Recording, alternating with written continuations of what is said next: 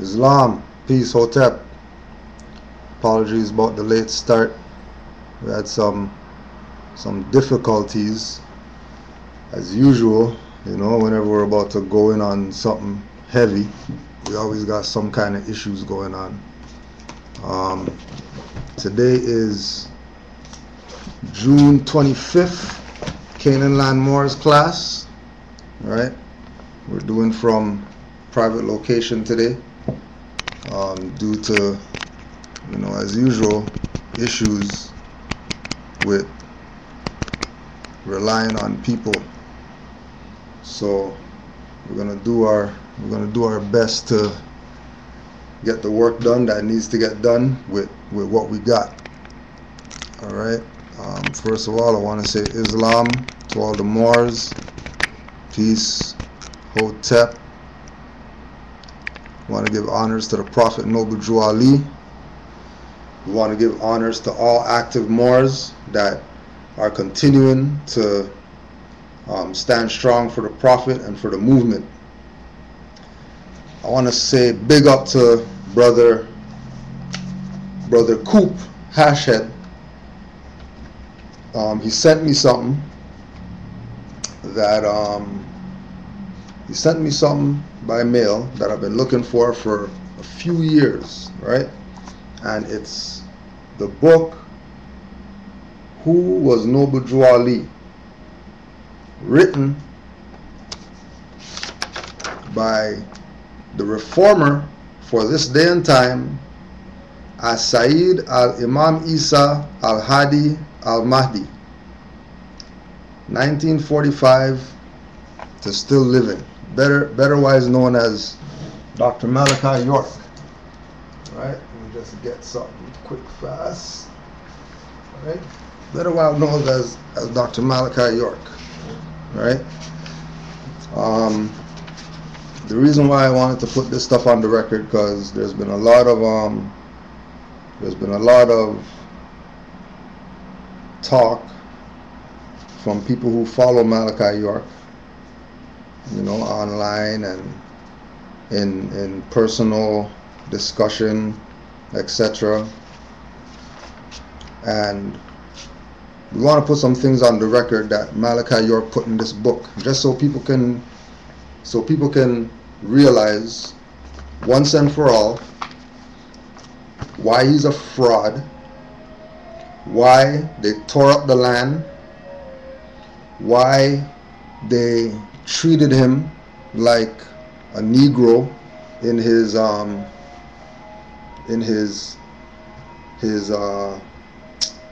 case, right? Remember, the people who took the position of lying on Dr. Malachi York and recanting their statements means that he's not guilty of child molestation. So how come the record still show that he's guilty of child molestation, right? Now we're gonna go to Big Brother Hakeem Bey, Moorish Paragram, Master Issue number 13, right, page 6.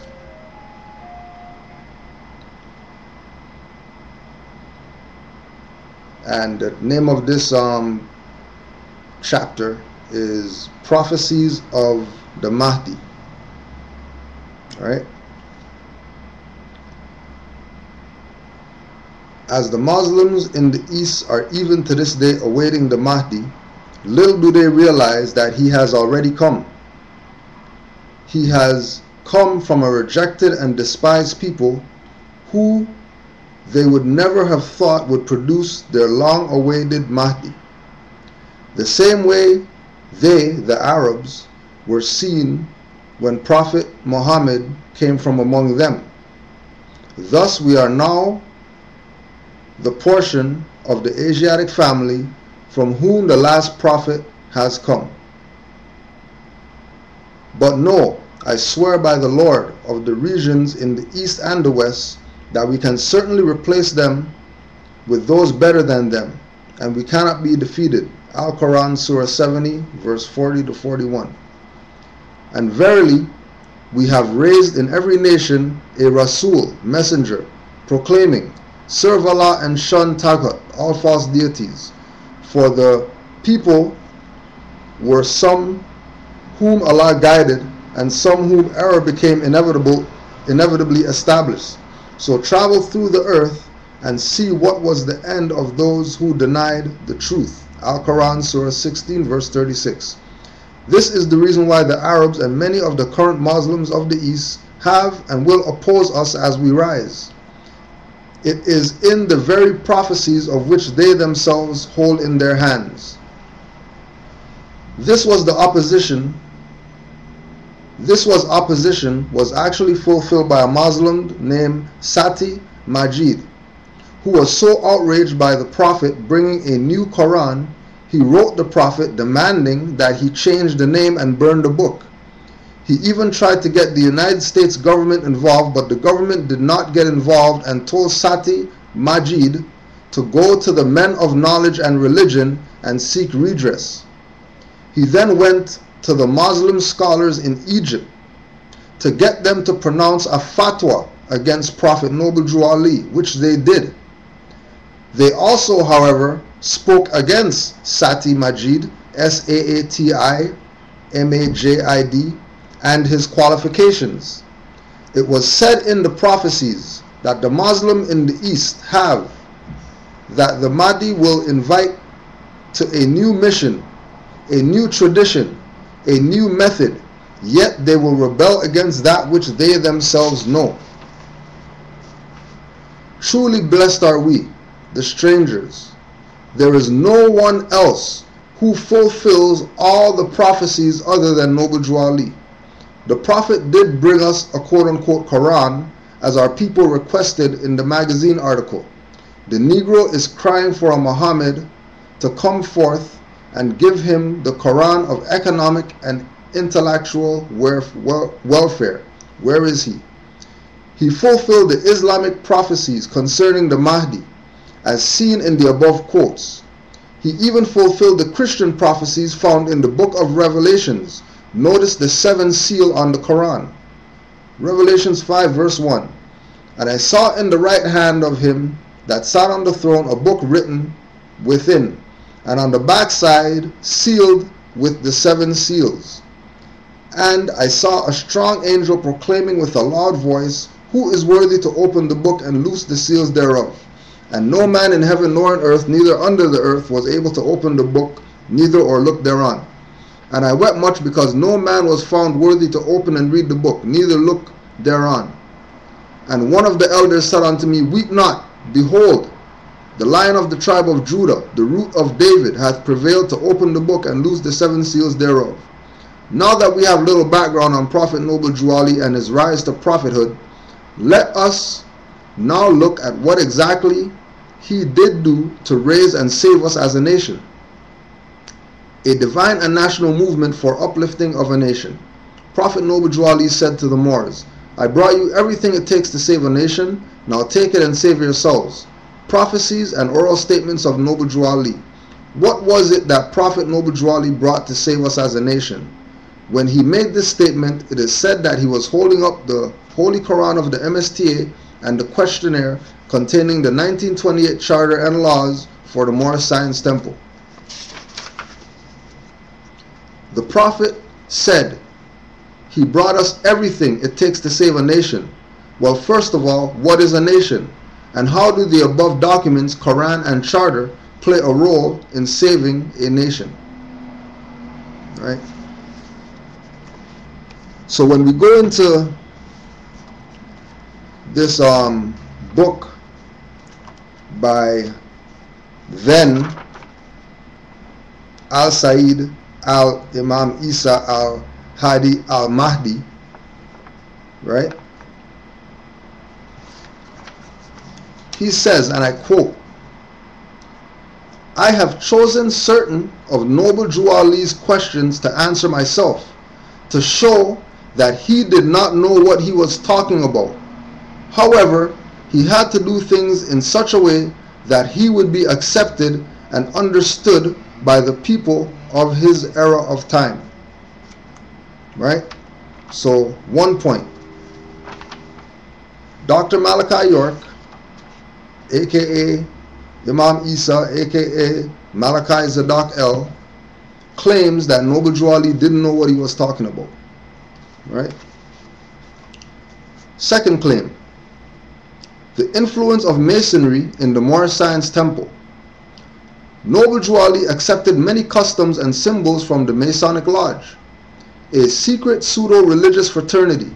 Certain parts of Noble Drew Ali's uniform, as well as the names El and Bey, were taken from the Masons. Noble Drew Ali also borrowed the name Noble and other customs and symbols from the Shriners, which is a secret fraternity that was designed for the Amorite in mockery of Islam.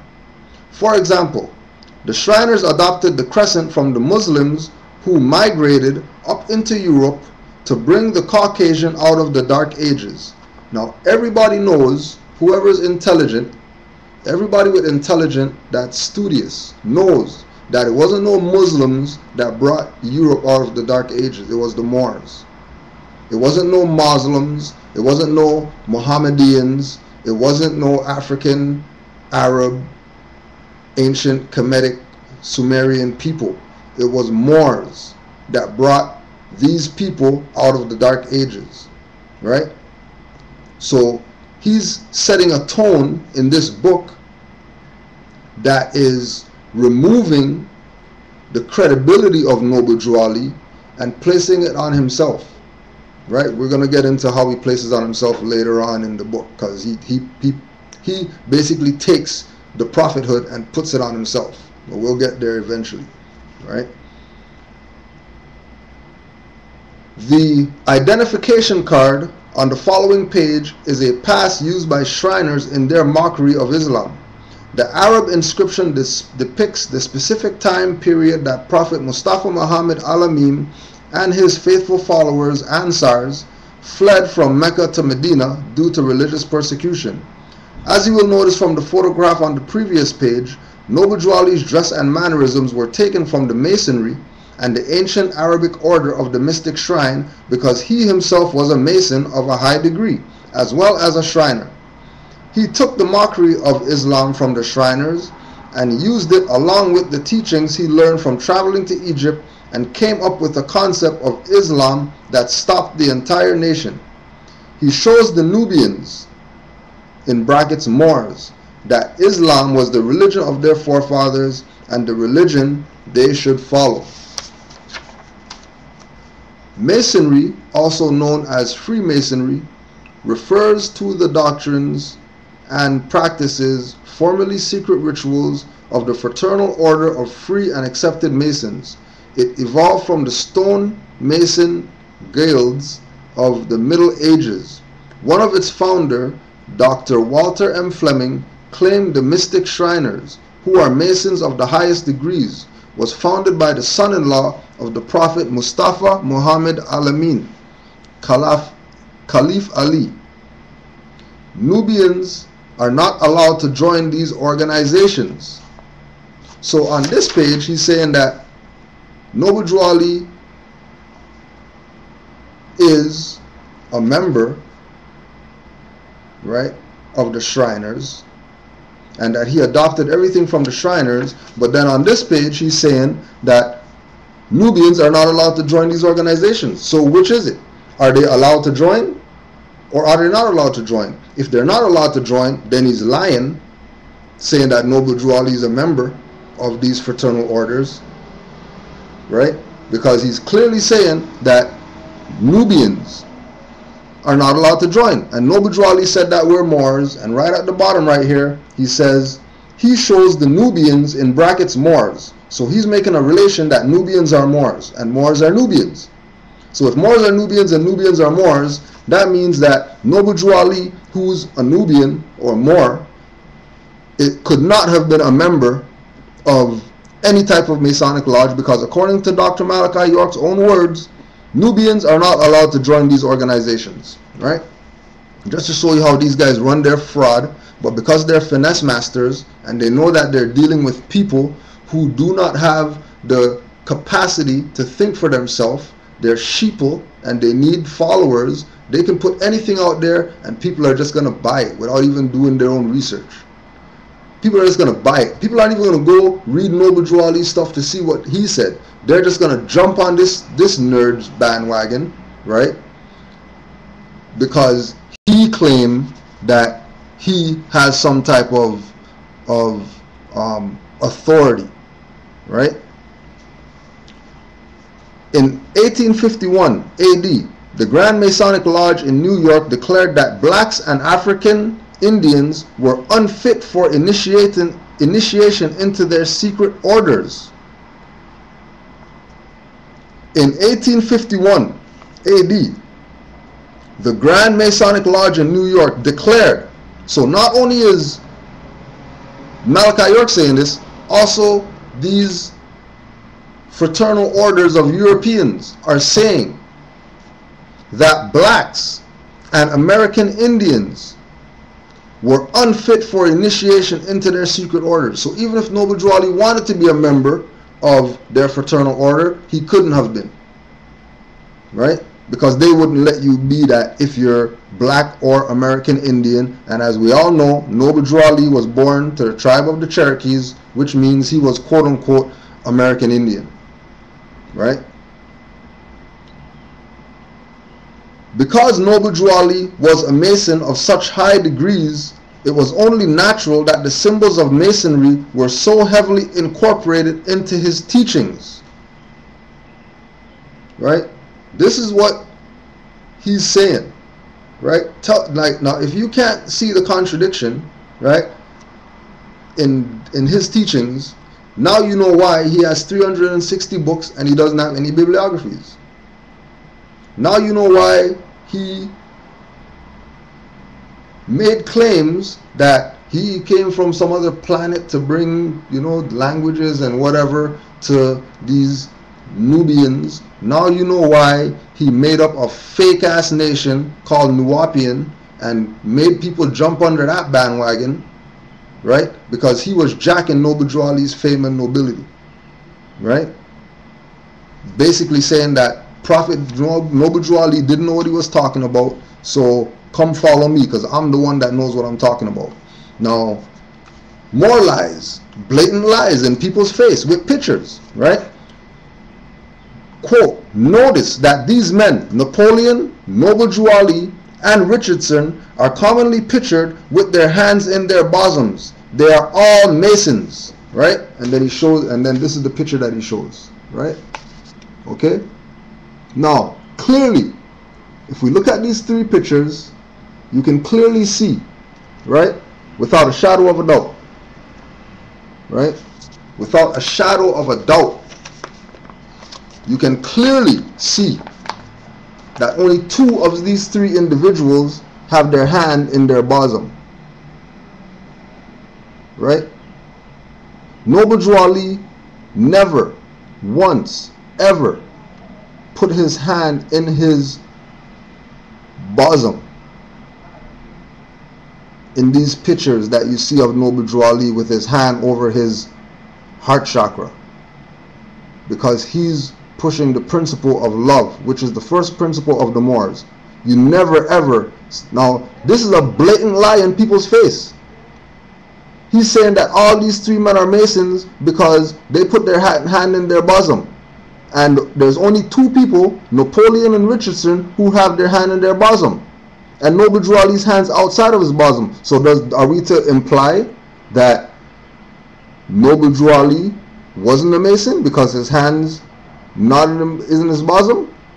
It's not an implication, it's a documented fact that Noble Drew Ali was not a Mason. That's why his hand's not in his bosom, because he had nothing to do with Masonry.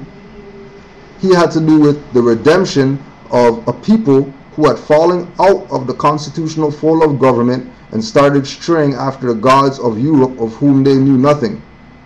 And because they strayed after the gods of Europe, of whom they knew nothing, the people who recognized that they had their god of Europe, which was theirs for their own earthly salvation, persecuted these people for trying to, one, be somebody that they're not, because everybody knows that we're Moors, and two, for following after a religion that has nothing to them, because everybody knows that the Moors are Muslims, right?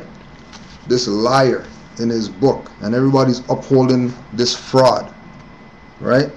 Called Malachi York, and want to know why he's locked up doing all these years and want to blame the European when it's not the European. He hexed himself. He hexed himself, right, by going against the noble prophet Drew Ali, right? Lastly, and then we're going to be done with this imposter Mahdi. Noble Drew Ali led the Nubian in America back to the path so that his student, the Honorable Elijah Muhammad, could take you a step further in preparation for the final leg of the journey, of which I, As-Sayyid Al-Imam Isa Al-Hadi Al-Mahdi, am your guide. I am the reformer sent to you in this day and time to carry on what Noble Drew Ali started. Listen to this guy.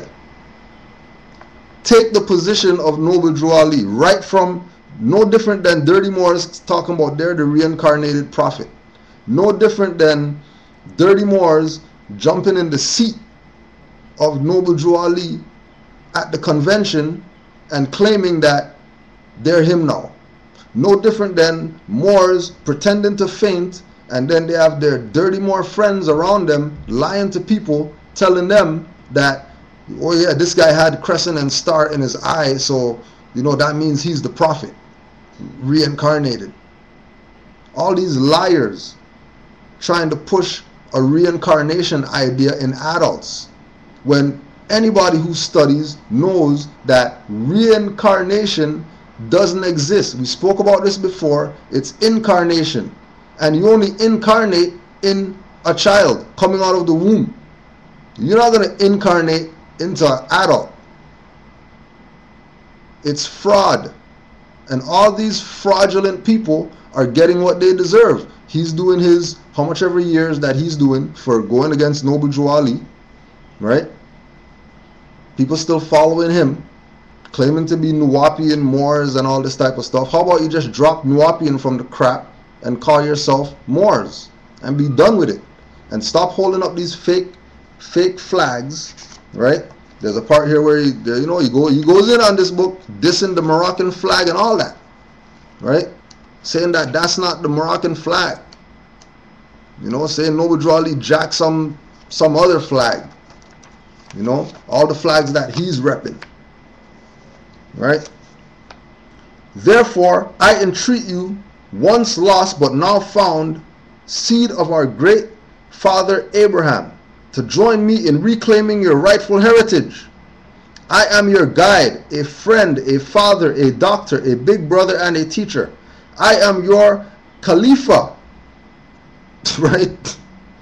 Accept it or not, for there is none more qualified to make straight your way to the Creator. So if he's coming to make your way straight to the Creator, that means he's playing a middleman between you and the Creator. And if he's playing middleman between you and the Creator, doesn't that mean he's playing the same position as the Pope?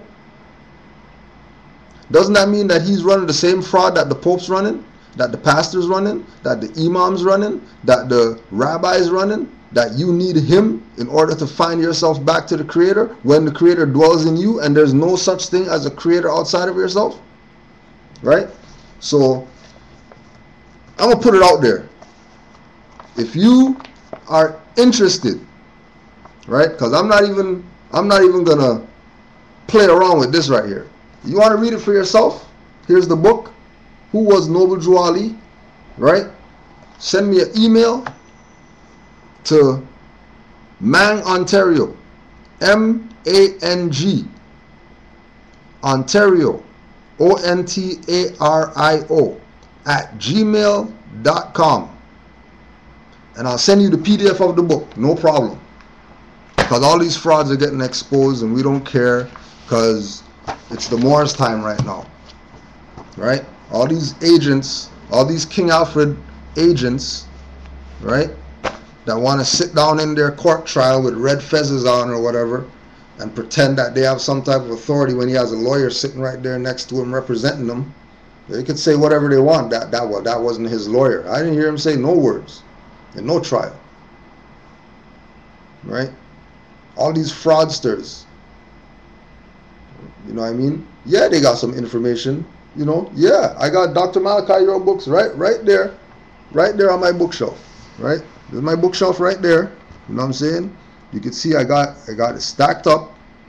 Right? I got mad books. Right? And trust me, I have some Dr. York books in there. But we're not promoting these fraudsters. You know what I mean? Who are jacking Noble Drew Ali's fame and nobility, trying to make it seem like, you know, he didn't know what he was talking about and all this nonsense. Right? So let's get to today. Today is basically going to be dealing with acts of terrorism in order for Moors to denationalize themselves, right? Acts of terrorism in order for Moors to call themselves everything other than Moors, right? So to start, what is terror? Right? What is terror? If you go to Black's Law Dictionary and you look up terror, terror means barren land. All right? Terror means barren land. Terror has nothing to do with what the hell we think terror deals with. Right? So, terrorism. Now, this is in unabridged dictionary. Terrorism, because when you go through the dictionary, just like, you know, you go through Black's Law Dictionary, it tells you about race. But it's never going to tell you about racism and racist, because those are frauds. It doesn't exist. When you go into the unabridged dictionary, you look up terror, it tells you, you know, to be frightened, to be afraid, flee, and, you know, terribleness and state of intense fear, scourge, you know, cause of anxiety, worry, appalling person or thing, brat, reign of terror, see fear, you know, synonym of terror. And then it goes to terrorism. And terrorism is the systematic use of terror, especially as a means of coercion. It's systematic. It's systematic. So that means that it's something that's been tried true in order to be able to implement it, right? It's systematic. So a systematic use of terror, especially as a means of coercion, right? So a systematic use of terror as a means of coercion. And then we go to Black's Law Dictionary, right? And we're going to look up coercion.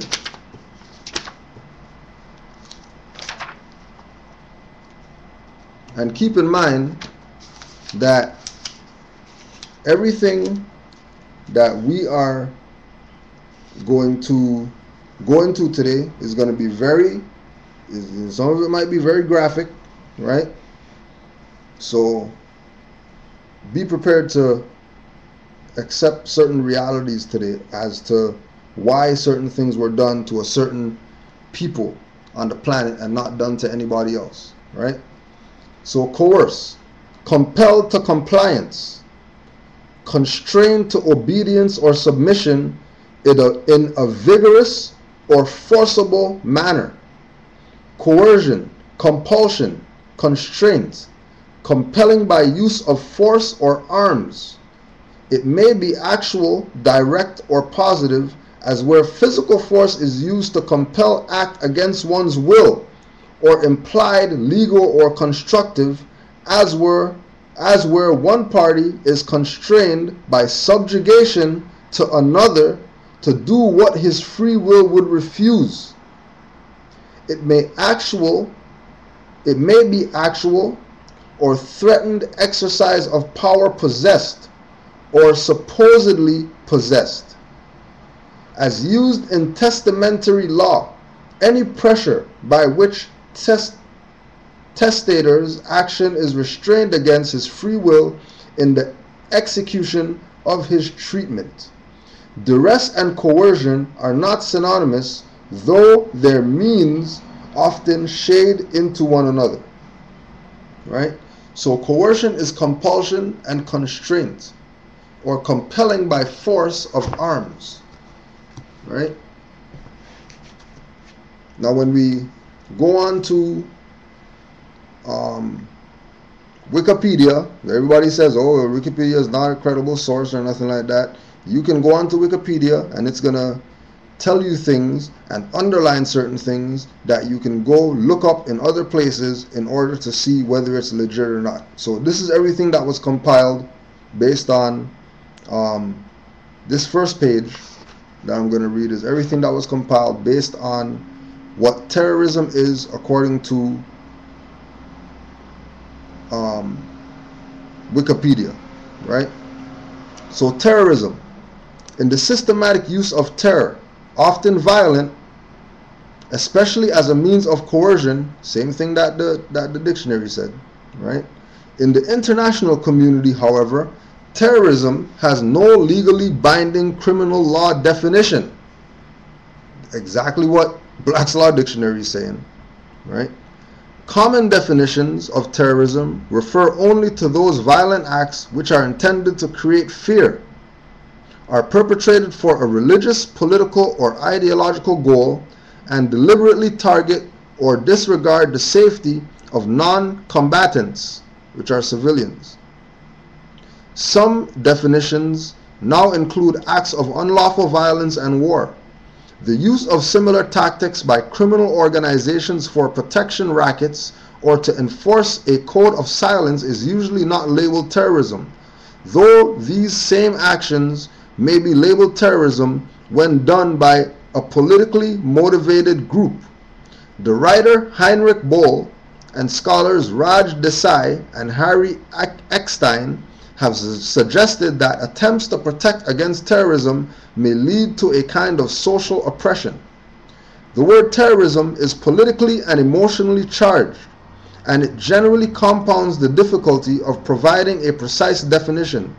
Studies have found over 100 definitions of terrorism.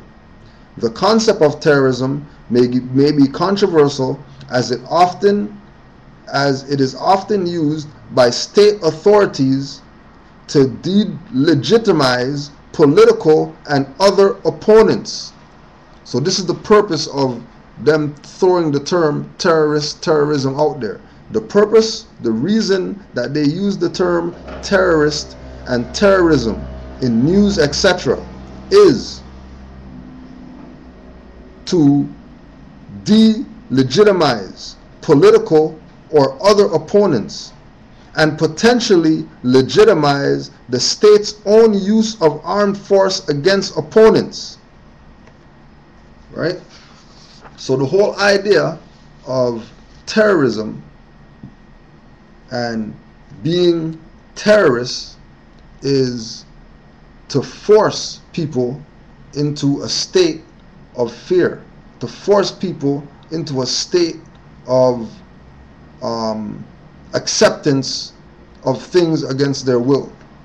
The most vile form of terrorism, the most vile form of terrorism to date, on the record, that we can still go research, is the terrorism during the Spanish Inquisition against the Moors, right?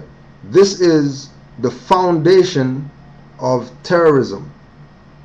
The Spanish Inquisition against the Moors, who were also Jews and Muslims, is the prerequisite to what they call terrorism and try to pin that on other people, right? But we're going to show with documented proof and facts who the real terrorists are and why their position of being terrorists was so obvious during the Inquisition of the Moors, right? So this is the Spanish Inquisition by Henry Camin, page 112. The fact that Castile and Valencia had large new Morisco communities made it incongruous that the Moors should still be tolerated in the province of Aragon. Charles V, finally on the 13th of September 1525, issued orders that the Moors were no longer to be tolerated in Spain except as slaves, and measures for their conversion were set on foot. This was followed on the 25th of November by a decree for the expulsion of all Moors from Valencia by 31st of December, and from Catalonia and Aragon by 31st of January 1526. The unfortunate Moors came forward in their thousands to accept a religion which they neither believed nor loved nor ever intended to practice, right? And when we go to Noble Jew Ali, right, the reason why Noble Jew Ali said what he said, right, we go to the Holy Quran of the Moorish Science Temple of America. Oh, by the way, that, you know, this is the Holy Quran of the Moorish Science Temple of America that was put out by Malachi York. Keep that in mind, right? He put out a Circle 7 with his picture in there, right, with tacked down tassel that Masons wear. Just put that out there. Chapter 46, the beginning of Christianity.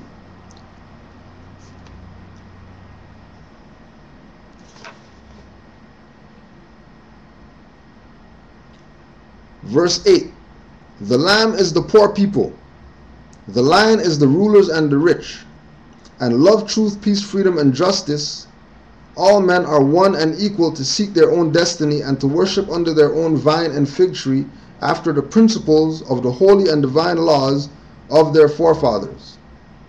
All nations of the earth in these modern days are seeking peace, but there is but one true and divine way that peace may be obtained in these days, and it is through love, truth, peace, freedom, and justice, being taught universally to all nations in all lands. Now, Noble Jew Ali came to teach love instead of hate. When we have this track record of hate against a certain group of people because of their intellectual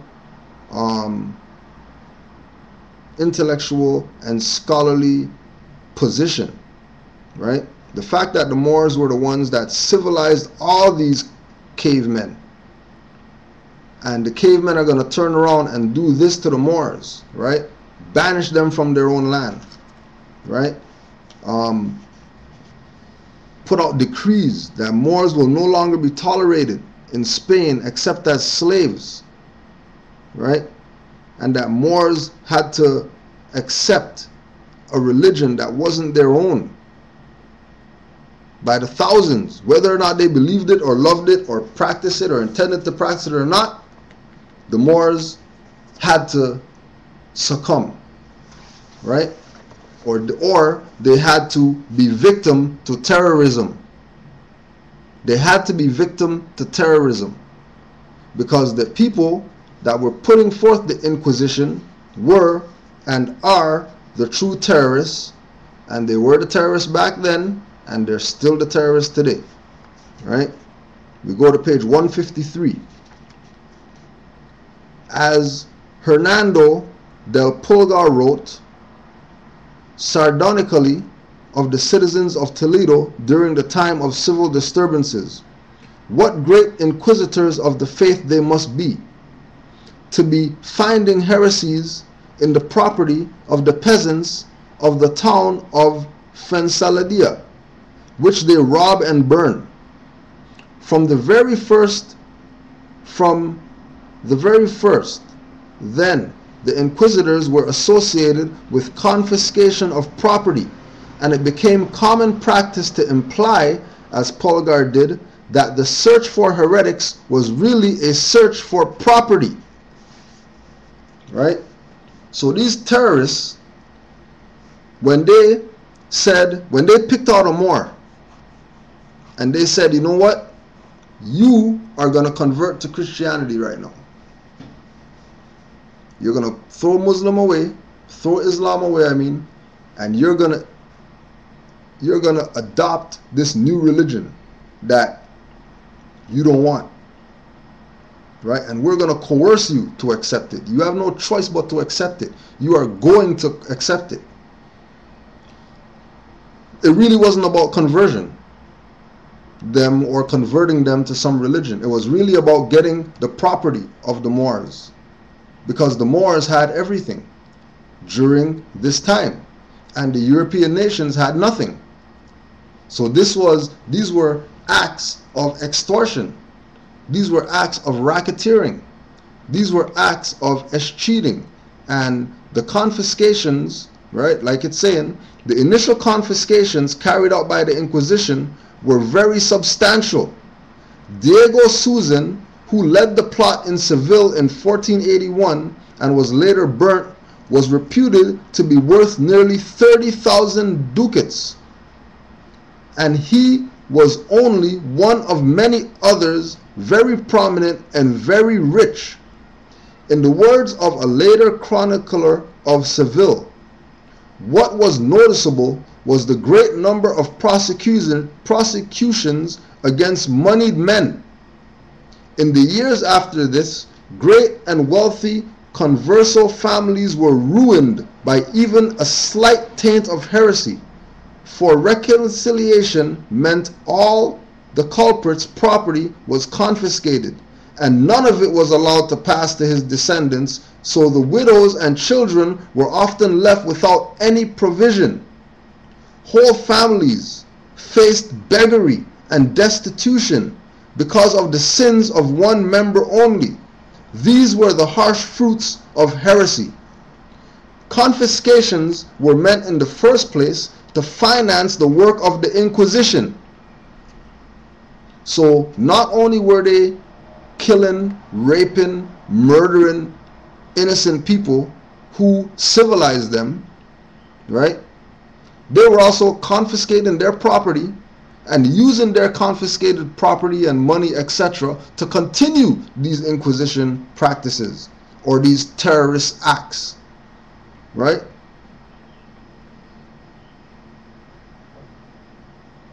Confiscations were meant in the first place to finance the work of the Inquisition, and throughout its history, confiscations were an important adjunct to revenue, with the result at the tribunal, lucky enough to discover a nest of rich heretics, stood to gain appreciable from its luck. Not all the prerequisites, however, went to the Inquisition. Officially, the tribunal had no control over confiscations, since it was strictly concerned only with the heresy from which confiscation followed as a legal penalty. All confiscated property therefore went technically to the crown, but the tribunal soon made it its task to gain control over as many sources of revenue as possible, especially the property of clerical heretics. It is reported that Ferdinand and Isabella divided all profits from all confiscations into 3 sections. One for the war against the Moors, not the war against the black people, not the war against the African or the war against the Nubians, not the war against the ancient black Egyptian Kemetans, not the war against the Cushites, not the war against the Saracens, or the war against the Muslims, or the war against the Arabs, the war against the Moors. And it's a documented fact. Go and research Ferdinand and Isabella, booty of the Moors from the Spanish Inquisition. Let's go research that and see what you come up with, right? Ferdinand and Isabella divided all profits from confiscations into 3 sections. One for the war against the Moors, one for the Inquisition, which was the war against the Moors, and one for pious purposes. But this division seems never to have been formally practiced. A contemporary was of the opinion that the Catholic monarchs had obtained an enormous sum of 10 million ducats. You can do your research on how much a ducat is in relation to money today, or gold and silver or whatever, right? 10 million ducats from confiscations as a contribution to their struggle against the Moors of Granada. If this were true, the sum must have covered all confiscations and not simply a third. One other interested party, the nobility, also received a share in the proceeds. This occurred only in cases where vassals had their goods forfeited for heresy, in which event the crown recognized that the feudal lords, or the pope lords, had a property in their vassals and granted them 1/3 of any confiscations made within their estates. Right now, think about this now, right? Think about our position as quote-unquote Negro, black, colored people, and you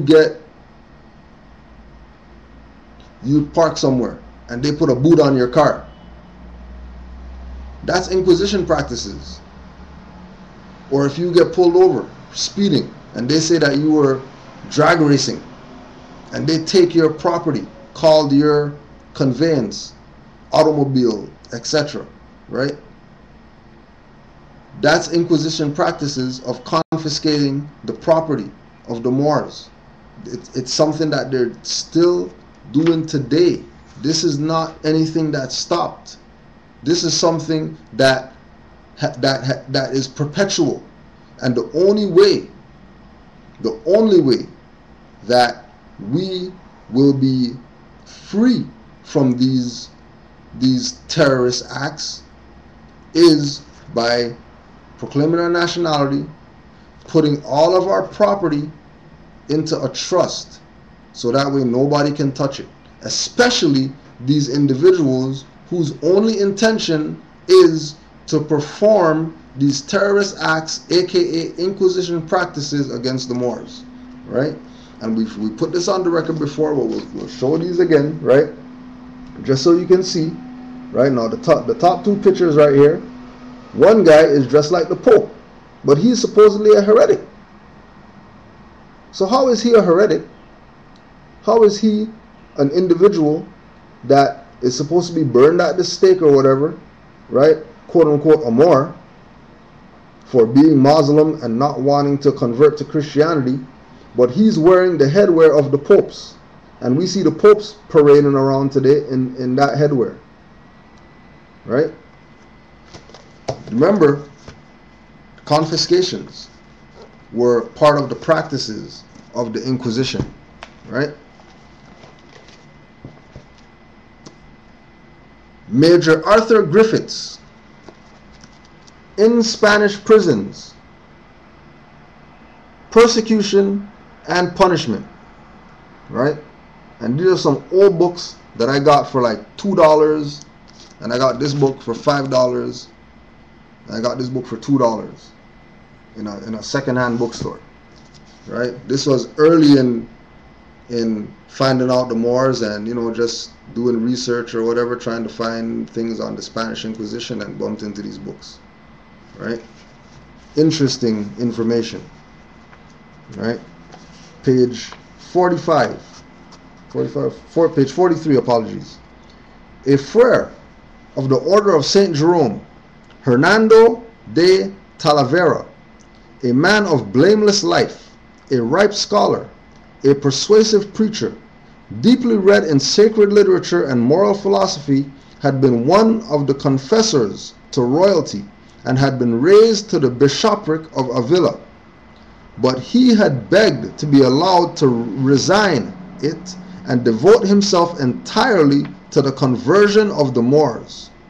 The Pope granted his request and appointed him Archbishop of Granada, with a smaller revenue than that of the diocese he left, but he was humble-minded and had no craving to exhibit the pomp and display of a great prelate, and devoted himself with all diligence to the duties of his new charge. He soon won the hearts of the Moors, who loved and venerated him. He proceeded with great caution, made no open show of his desire to convert them, and strictly refrained from any coercive measures. Remember, terrorize, coerce, right? Trusting rather to reason them out from their heterodox belief. So he said, you know what, I'm not even gonna go hard and force these Moors. I'm gonna reason with these Moors in order to give up their faith in Allah, right? He caused a translation to be made of the Bible into Arabic, distributed it, encouraged the Moors to attend conferences and come to him in private to listen to his arguments. Being thus busily engaged, he withdrew to a great extent from the court of Ferdinand and Isabella, who came more and more under the influence of fiery bigots, to whom the mild measures of the Archbishop became profoundly displeased. The inquisitors, with Don Diego Deza, who had succeeded Torquemada at their head, incessantly entreated the sovereigns to proceed with more severity, and went the length of devising the immediate expulsion of all Moors who hesitated to accept conversion and baptism forthwith. They urged that it was for the good of their souls to draw them into the fold, and insisted that it would be utterly impossible for Christian and Muslim to live peacefully and happily side by side, right? And this is a time after these Albions, hybrids, Christians, whatever, lived side by side with the Moors, were educated by the Moors, even went to Moorish universities. Then all of a sudden, after they get the knowledge, now they can't live alongside the Moors anymore. The Christians and the Muslims can't live together, right? What is it that's going on today? The fight is still against the Christians, and now they say Muslims. In ancient time they say Muslims because there was no thing as Muslims in ancient times, or let's say during the times of the Inquisition. There was no Muslims. It was everybody. It was Muslims and Mohammedans and Sufis, etc. There was no what we see today as Muslims, right? To back that up, they urged that it was good for their souls to draw them into the fold, and insisted that it would be utterly impossible for Christian and Muslim to live peacefully and happily side by side. Their supremacy was hardly as yet consolidated in Granada. The Moors had not yet entirely laid aside their arms, and unwise oppression might bring about a resumption of hostilities. They hoped that the Moors, like other conquered peoples, would in due course freely adopt the religion of their new masters. Loving kindliness and gentle persuasion would more surely gain ground than fierce threats and arbitrary decrees. Right? So they tried to lull the Moors into becoming what they're not. Right? And they went hard at that. The whole position was for them to do that. Right? Page 61. When Philip II succeeded his father Charles V in 1556, he determined to take strong measures. A decree proclaimed in Granada in 1566 forbade the use of the distinctive dress and of the Moorish names. Right? So when Moors talk and we say that, yeah, you know, El, Bey, Al, De, and Ali were names of the Moors, right? And Noble Ali brought those names back to the Moors so they can proclaim their birthright. We have proof right here that these names were actually taken away from the Moors. The distinctive dress, which is the fez, right? Which is the tunics and the pantaloons and the scimitars. All these things were distinctive dress of the Moors that were taken away from them in 1566 through these, again, as we're putting it on the record, terrorist acts in order for the Moors to denationalize themselves. All these decrees and all these things that they passed were in order for the Moors to take a position of leave the Moors shit alone and be something that you're not. Because if you go toward this Moor thing, these people are going to hassle you, which is the same thing that's going on right now today. People are scared of Moors because all they hear about is, well, when you say that you're a Moor and you go to court, they're going to put you in prison. That's terrorist acts right there. That's coercion. That's getting you to give up on something. That's your free will. Proclaiming your nationality is your free will. You have a right to that. But you're not going to do that because you heard somebody say that, well, Moors go to prison, so I'm not going to say that I'm a Moor. When Debunking Ali said, you are what your foremothers and forefathers were without doubt or contradiction. Right? Jealousy of the prosperity of the Moriscos led to the populace to agree with the bigots, and finally expulsion was unanimously decreed by the Council of State in 1609 during the reign of Philip III. Valencia was first purged, and next Murcia, Granada, Andalusia, Old and New Castile, and Aragon. Afterward, vigorous attempts to root out individuals of Moorish blood who had become indistinguishable because of their strict conformity were made. Great suffering was incurred by the unfortunate exiles, and many died. Those who reached Africa carried with them a hatred which persists to the present. The number driven out is uncertain. The estimates vary from 300,000 to 3 million. Probably the most accurate estimate is that of 600,000. In this number included the most skillful artisans, the most industrious and most thrifty portion of the population. It was a mistake from which Spain was never recovered.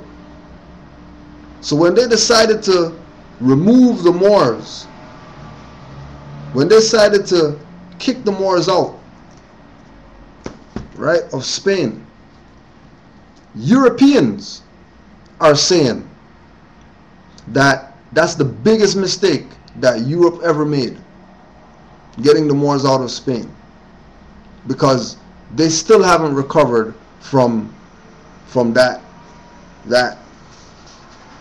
terrorist act that they did.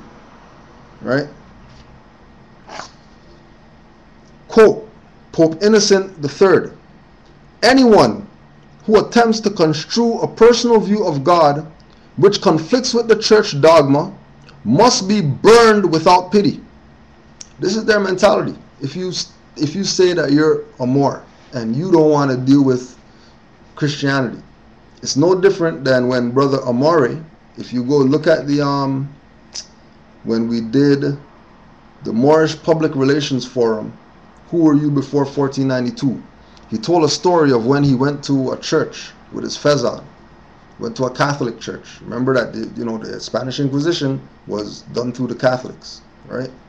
And he told a story of him going to this church, and the clergy from the top down were telling him, you need to get the hell out of the church, right? And because of the terrorist mentality of the congregation, he decided to leave the church. He goes outside, and there's a Filipino elder outside crying, tears running down his face because of the terrorist acts that he, the Filipino or the Moro, witnessed them do to Brother Amari. But with all the tears and all the, you know what I mean, feeling so bad and you know what I mean, disgusted at his own people for treating their brother like garbage because he had a fez on in the church, he gave Amari the thumbs up, and Amari kept it moving, right? Just to show you the level that they will go to get, like, because you have to remember, these systems of religion, dogma, because he said it right here, Pope Innocent puts it out there. Anyone who attempts to construe a personal view of God which conflicts with church dogma, not religion. This is the Pope speaking. The Pope is saying that the church pushes dogma. And everybody's up in there. Whether it's synagogue, mosque, temples, whatever. Right? It's dogma. Right? Because the only true religion is nature. Everybody knows that. Right? Inquisition procedure. At root, the word inquisition signifies as little evil as the primitive inquire, or the adjective inquisitive. But as words like persons lose their characters by bad associations, so inquisition has become infamous and hideous as the name of an executive department of the Roman Catholic Church. All crimes and all vices are contained in one word, inquisition. Murder, robbery, arson, outrage, torture, treachery, deceit, hypocrisy, cupidity, holiness. No other word in all languages is so hateful as this one that owes its abhorrent preeminence to its association with the Roman Church. In The Dark Side of Christian History by Helen Ellerbe, Ellerbe, describes how the same men who had been both prosecutor and judge decided upon the sentence of heresy. Once an inquisitor arrived to a heresy-ridden district, a 40-day period of grace was usually allowed to all who wished to confess by recanting their faith. Right? So they give you a little window before they start their terrorist activity. Right? It's the same thing like when we look at it today. Right before they label somebody or they point the finger and say that guy's a terrorist, we need to go after that guy because they're whatever. Right? There's a period where, you know, U.S. funds those guys. U.S. trains those guys. U.S. does, you know, supports those guys, gives them millions of dollars to go do whatever they want to do around the world, go do whatever. And as soon as they need a scapegoat, there's that guy. That's what they're trying to do to Moors with this, connecting the Moors to the sovereign citizen movement, because they recognize that the sovereign citizen movement are terrorists. But remember, the sovereign citizen movement are Europeans, just like the U.S. democracy heads of so-called corporate government, which means they're boys, which means they're in conspiracy, which means all of them are the real terrorists. And we should be running for our lives from these people. We should have nothing to do with any of these Europeans out here that are speaking from the capacity of they're the sovereign. They're the child of God. You know, they don't have a nationality. They're a child of God, so you have to respect their liberties and respect their rights. BS. They're Europeans. A majority of them will put you in, well, we'll get there. After this period of grace had finished, the inhabitants, right, not the people, not because, so remember, inhabitants implies indigenous people.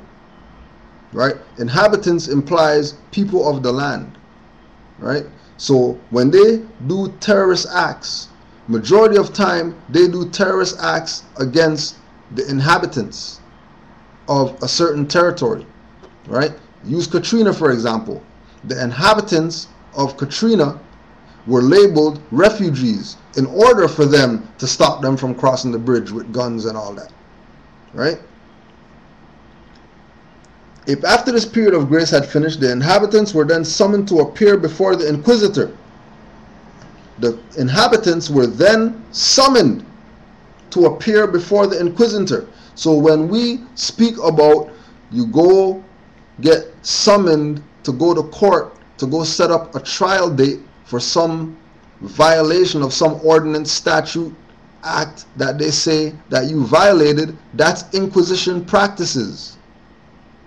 A summons to go to a tribunal where you are going to appear before the inquisitor, that they call judges now, but they're really inquisitors. So we can even start going there with identifying, just like we're going to identify so-called police as public servants.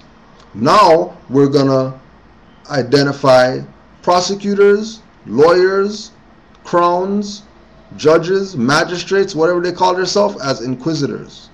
Stop calling them what they're not. They're not judges. They're not magistrates. They're not in your favor. They're inquisitors. They're inquisitor generals. Their purpose is to coerce you into abandoning your birthright and claiming to be something that you're not. Majority of people are already in that position, so you know they pretty much have a position of almost ending this thing, right? And the only thing that is giving them a problem is these batch of heretics, right, who say forget that, we're not converting. Matter of fact, we're reclaiming all those names that you say that we shouldn't be using. We're reclaiming all those Moorish ways of attire, all those Moorish protocols and principles that our ancient forefathers had before you started your terrorist acts against them, right? And Noble Drew Ali was the one that brought that back to the Asiatics of America. Remember when we look at, you know, the people like Lenni Lenape and the Ben Ishmael tribe and all these people, remember these were people who had connections to the continent, right? These were people who were in this land, but they had their ancestral customs, so they can, you know, they can make the statement that don't try me under the Negro Act, right? Because they had the volition, they had the capacity, they had the mentality of their ancient foremothers and forefathers already. But the so-called Negro, black, colored people were the ones that were dumbed down through the Inquisition or through the terrorist activity in this land. Go listen to Strange Fruit again, right? So you can get in your mind the level of terrorist activity that they were implementing in order to get the Moors to say, well, if they're going to do that because this guy wanted to beat a drum, or this sister wanted to, you know, talk to flowers, then, you know, give me a cross right now, give me some chitlins and some grits, and I'm down with it, because I'm not going through what they went through just because of some, you know, African, you know, practice or whatever like that, right? So the Inquisition, the inquisitors, right, made citizens accused of heresy be woken in the dead of the night, ordered, if not gagged, and then escorted to the holy edifice or Inquisition prison for closer examination, right?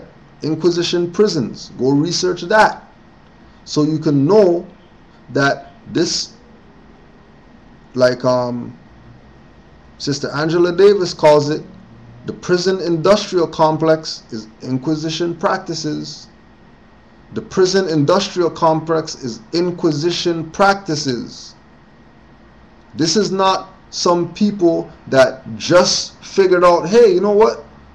I think in order for us to stop all this violence and whatever, we'll use prisons in order to deter people from being violent, because if they don't be violent, then we'll put them in prison. No, because people go in prison for nothing. There's people that go in prison for spitting on the sidewalk. They go to prison.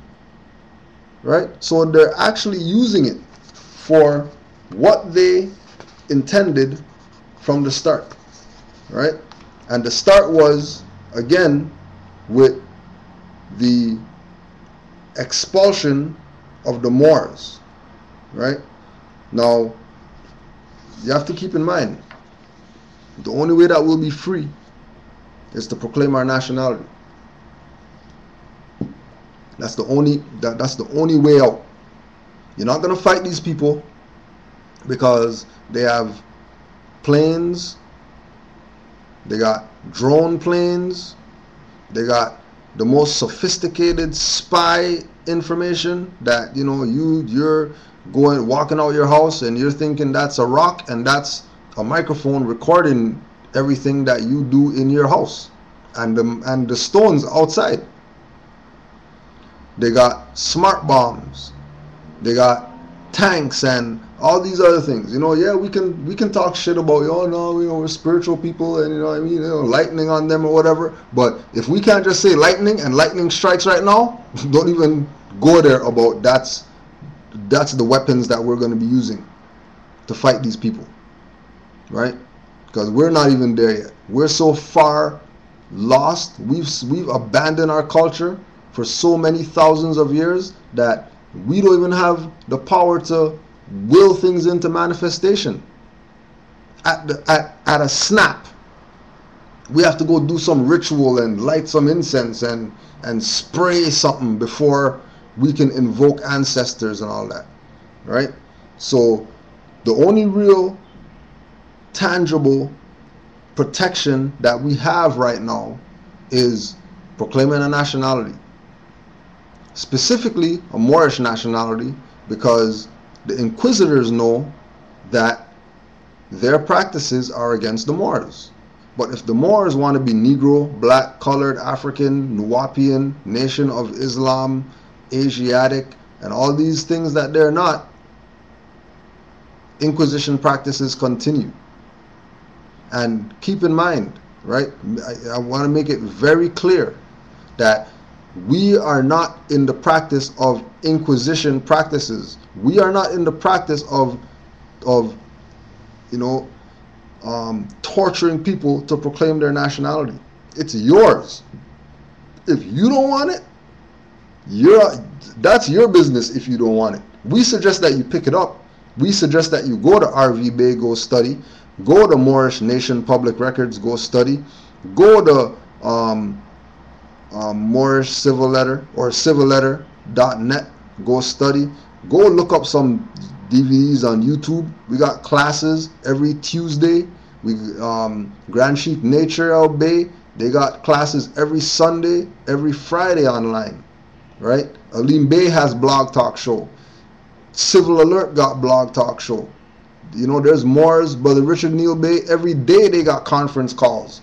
He posts the number on Facebook for people to call and just build with Moors, right? So it's highly suggested that you take Moorish nationality serious. If you haven't, if you have, good job, Moors. Continue to stand up for nationality and birthrights, because it's not like people aren't waking up, right? People are waking up at rapid speed. People are waking up at warp speed right now. Everybody's on Moorish nationality. Janet Jackson said she's Muslim. They don't say Muslim, she's Muslim, right? They're just saying Muslim in the news because they don't want you to know that she's on Moorish science. Mariah Carey, right? Name her son Moroccan. Why do you name her son Moroccan? right? Sending Brother Taj silver pendants of the Great Seal and all this type of stuff. Like, everybody knows Peebo Bryson, national. We see Tommy Davidson doing shows with Sabir Bey, right? Everybody's waking up. Mos Def proclaim his nationality, say, don't call me Mos Def, call me Yasin Bey, right? He's big time. He's not some nobody. Everybody is nationalizing. Everybody's proclaiming their nationality. And some people are doing it in secret. Yeah, if that's what they have to do. Because they don't want to fall victim to the terrorist activity of the Inquisitors. So they're going to do it in secret. And I don't wrong them for doing it in secret in order to protect themselves. Because, yeah, they have influence, and they could probably get everybody nationalized if they came out and said it. You know what I mean? But we understand, right? As Moors, we have to understand what some of these higher people who are in entertainment, in sports, etc., what they're putting at risk. Forget the money. Forget their status and all that, right? Look at Khalid. They're looking at Khalid as an example. Damn, he came out here, see, there's more, they assassinated him. Wow, El Hajj came out and he said that he's El, and they assassinated him, right? Which shows that, you know, the terrorist activity that they've used in order to get us to be denationalized or to denationalize ourselves is something that's in our DNA. This is what, with the fraud of the Willie Lynch letter, this is what they were talking about the 400 years, you know, this thing's going to be perpetual if we implement these practices by drilling this into these people. That if you get out of line, if you do something, we're not going to do nothing. We're going to have your own kick your ass in the worst terrible way to get you to not be part of this, to get you to not proclaim your nationality, to get you to continue to call yourself Negro, black, colored, and be buffoons and be coons running around with pants off your ass and all that type of stuff. Like that's a position, you know what I mean? And then call racism when somebody tries to, you know, persecute you for taking that uncivilized position, right? So where we're going to go now is we're going to go into what were they really doing to people? What were they doing to people? When they say, okay, Spanish Inquisition, come kidnap you in the night, right? Remember, that's what they do right now, right? When they get a brother on a drug charge or whatever, and they come kick doors in, right? Kidnap people in the middle of the night, early in the morning, bring people out of the house in their boxers, no shirt in the wintertime, no shoes and all that stuff. That's Inquisition practices. That's not police carrying out some duty because they have a warrant. That is Spanish Inquisition, feudal practices against the Moors. It is not what we thought it was. It is them taking a position of, we are going to coerce you to give up your nationality. We're going to coerce you to a level that it is going to be perpetual for 300 years. You're going to give up your nationality without us even having to do anything. We're just going to sit back and watch you give up your nationality just because. Right? The Inquisitor, Jean Bodin, 1529 to 96. Now look how long this guy was an inquisitor for, right? He was an inquisitor from 1529 to 1596, right? Author of De la de mon ami des sorcières, of the demonomania of witches, of the demonomania of witches, especially valued child witnesses for extracting confessions. That's so now they're bringing the child in now, the children, the offspring, right?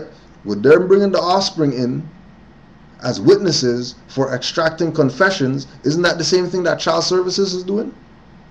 using the children to, well, what happened to your knee? Oh, well, you know, I fell on the ground. Oh, so your mom pushed you on the ground? Well, oh yeah, your mom pushed you on the ground, didn't she? Okay, well, now we're going to go take care of that. This is Inquisition practices. This is not an organization formed, you know, to just take people's children. This is from the Spanish Inquisition, the same practices, and they just are implementing them today under a guise of a different name. Because if they said Spanish Inquisition, you'll automatically know that that's expulsion of the Moors going on. That's persecution of the Moors going on, right? As they were easily persuaded to confess. Children, though, were no exception for being persecuted and tortured themselves. The treatment of witches' children was particularly brutal. Suspicion alone of witchcraft would warrant torture. Once a girl was 9.5 and a boy was 10.5, they were both liable to inquiry. Younger children below this age were still nevertheless tortured to elicit testimonies that could be used against their own parents. A famous French magistrate, we'll call him Inquisitor, a famous French Inquisitor was known to have regretted his leniency when, instead of having young children accused of witchcraft burned, he had only sentenced them to be flogged while they watched their parents burn. This is what's going on right now. The children of those parents murdered usually were forced to beg in vain upon the streets, for no one dared feed or shelter them, thus incurring a suspicion of heresy upon themselves. The suspicion was sufficient enough to drive away even the closest kindred and friends of the unfortunate. Sympathy for them would be interpreted as sympathy with their heresy. Right? Guilty by association. That's Inquisition practices. Guilty by association is Inquisition practices. Right? You're chilling with your boy. Your boy has a bag of weed on him. Police show up. They call him a dealer, and you're a dealer too. You're going down with him.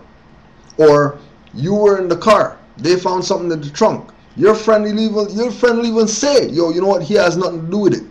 Oh well, guilty by association. That's the same thing that they were doing during the Inquisition by taking children, telling the children that they're now going to be outcasts, go on the street, go beg. And people who know those children are passing those people straight because they don't want to be guilty by association and get burned at the stake like those children's parents got. Right? So what were some of these things that they were doing to the Moors? Mind you, a lot of the pictures that we're going to show is two aspects of pictures. One is going to be the Spanish Inquisition pictures, and the other picture is going to be slavery in America, to prove to you that the things that they used to do to so-called Negro black colored people during slave times are the same things that they did to the Moors during the Inquisition, which proved that the slave master is an inquisitor and the black slave is a Moor. Just to let it sink in that what we suffer and we say is racism, prejudice, whatever, is Spanish Inquisition terrorist acts of denationalization. Get you to not be Muslim. Because if you say that you're a Muslim, they are going to take the position of inquisitor over you. If you say that you're a Moor, and we already know it's going on right now, today, that people refuse to get down with the Moorish movement because of the pressure that they see Moors going through. Right? Like we were talking about in a couple classes ago, right? A brother that stands on nationality and birthrights is going to be arrested, right? He's going to have no trial, nothing like that, right? One day, they're going to just call him and say, you know what, yeah, you're going to court today.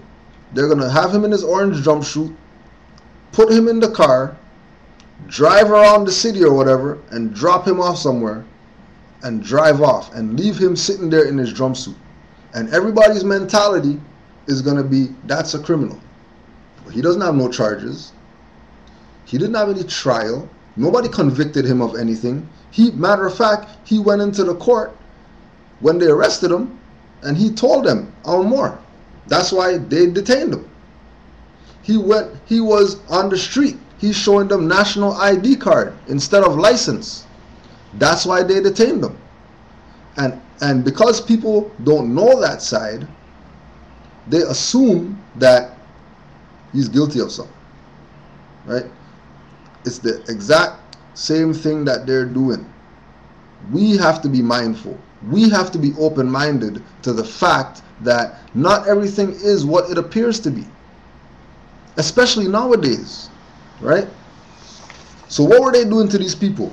First picture is the pulley. The pulley, or strapado, was the first torture of the Inquisition usually applied.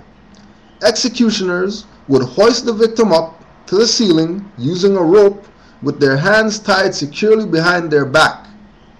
They were then suspended about 6 feet from the floor. In this position, heavy iron weights, usually amounted to about 45 kilograms, were attached to their feet.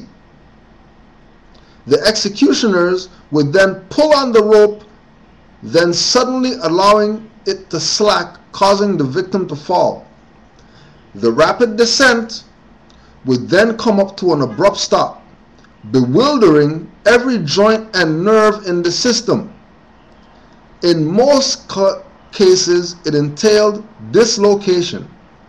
This process was repeated again and again, heavier and more intense, until the culprit confessed or became unconscious. Christian monks would stand by to record any confessions, with even records today displaying the transformation of the monks' steady handwriting to vigorous shaking after they recanted inside the dungeons. So not only, so you have inquisitors, right? You have inquisitors doing the pulley system. You know, tie a man behind his back, yank the chain, yank the thing, you know what I mean? Dislocate this man's arm or whatever, have people just dangling on ropes or whatever. And then you have Christian monks in there documenting the confessions, right? Because, you know, the church, or the people of the church are, you know, they're the most honest people, so, you know, they're the ones that they get to write down the confessions. And when you go and you check the records of the confessions of the Inquisition, like some of them are online, like, and you go through them, the ones that are in handwriting, you can see the change in the handwriting. And it's not something that you pay attention to, you know, it's not even something that registers in your mind, right? But the fear, right? The fear of God, because remember, if they're sitting there watching this happen and they're not doing anything about it, they're guilty by association, right? And now with them being guilty by association, their judge and jury and executioner is God, because they belong to the church. Now this is their mentality, right? Catch-22, right? If a relapsed heretic refused to recant and endure the torture, the contumacious sufferer was then carried to a scaffold and his body bound to a wooden cross. There, the executioner, with a bar of iron, would break each leg and arm in 2 places and leave them to die. If the heretic was slow to expire, the executioner would then partake to strangulation and their body was bound to a stake and burnt outside. Why they do that? Because you want to be Muslim and they want you to be Christian, and you didn't want to convert to Catholicism. So they implement the pulley on you, right? And like we're saying, we're going to show you that they did it during the Inquisition, right? Oh yeah, and keep in mind, all the Inquisition pictures, right? All the Inquisition pictures are going to show Europeans on them, because that was part of the disassociation to get you to not recognize that the Spanish Inquisition was against you. Make you think that this is Europeans doing this to themselves when they're doing it to you. And then we have the slave in America getting the pulley, right? To prove to you that the slave master is really the inquisitor. The slave master is not a slave master. Stop calling him slave master. Call him inquisitor. Because Negro black colored people are Moors. Because there's no such thing as Negro black colored people. Right?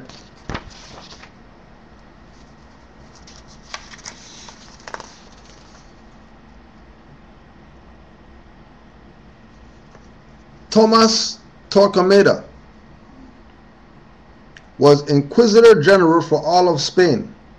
Thomas, whose duty was to organize the rules of inquisitorial procedure in Seville, Castile, and Aragon, he believed punishment of heretics was the only way to achieve political and religious unity in Spain. Those refusing to accept Catholicism were led to the stake and burnt alive in a procession and Catholic ceremony known as auto de fe, or act of faith. Right? And again, you see the slave practices of burning you at the stake, right? Everybody knows the picture of the Moor lying in the thing, burnt to a crisp, and then all the Europeans just like this standing around looking at it, right? Even children in the crowd looking at it. Act of faith. Spanish Inquisition practices during the so-called slavery era. It's not slavery, it's subjugation of the Moors. It's burn this one person at the stake so that you see that's how we deal with people who want to be Muslim and don't want to be Catholics. Right? And then here's the Inquisition picture of the act of faith, where they just have bonfires going, just burning Moors, just because they don't want to convert to Catholicism. Right? They went hard against the Moors to get you to not accept the fact that you're a Moors. This is not, you know, you just don't want to be Moors. You know, like when we tell people you're not Negro black colored, they want to argue, they want to complain on I'm black and whatever, I'm a black Egyptian. That's because of Spanish Inquisition practices on your ancient foremothers and forefathers, why you're talking so hard against you're not a Moor. It's not your own mentality. That's in your DNA that you're saying you're not a Moor. And this is more for those people who, you know, we're not talking about the Moors that know that they're Moors. We're talking about the ones who are against it hard, right? Or the ones that claim to be Moors, like, you know, people like King Noble, for example, who was a Grand Sheik in a temple, and he decided that, well, I don't want to be Grand Sheik no more, I'm going to start pushing black stuff. That's Spanish Inquisition in his DNA that has him denationalize himself. Not somebody threatened him that we're going to denationalize you and take your birthright away. Him taking off his birthright himself, casting it aside and going back to black stuff is Spanish Inquisition. Terrorism, right? Terrorist activity, acts of terror to denationalize yourself so that they don't even have to do it. They did all this back then, so today they couldn't be guilty by association. They can just sit back and pretend like they had nothing to do with this because, you know, they're Christians and whatever, you know, and that's why they did that. Because if they maintained Catholicism, we'll be able to do the research of Catholicism, and eventually we're going to bump into the Spanish Inquisition. When you research Christianity, you know, all that, oh yeah, Lily White and Jesus and all that, right? Bertrand Russell. Fear is the basis of the whole. Fear of the mysterious, fear of defeat, fear of death. Fear is the parent of cruelty, and therefore it is no wonder if cruelty and religion have gone hand in hand. The rack. The rack was an instrument of torture often used in the Middle Ages during the Spanish Inquisition and a popular means of extricating confession.